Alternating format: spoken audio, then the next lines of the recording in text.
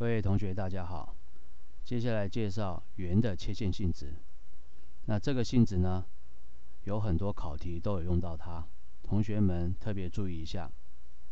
P 点是圆 OY 的一点，线段 PM 跟线段 PN 是圆 O 的两条切线，M 跟 N 是两个切点，会有两个重要的性质产生。第一个是线段 PM 跟线段 PN 的长度会相等。第二个是我们连接 OP 的话，那么 OP 会是角 P 的角平分线。我们来看怎么证。首先，我们连接圆心跟两个切点。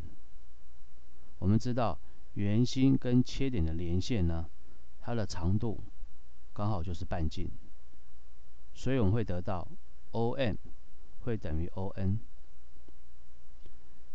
另外，半径会跟切线相互垂直，所以我们会得到角 OMP 会等于角 ONP 都等于90度直角。接下来我们连接 OP。所以由 RHS 全等性质呢，我们可看出三角形 PMO 会全等于三角形 PNO。我们来检查一下它全等的条件。直角对直角就是 R，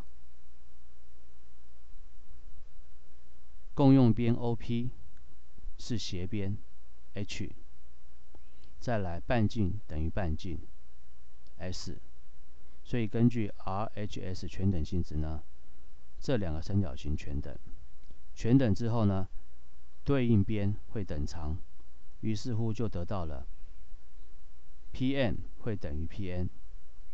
再来对应角会相等，就得到了角1会等于角2。换句话说 ，OP 就是角 P 的角平分线。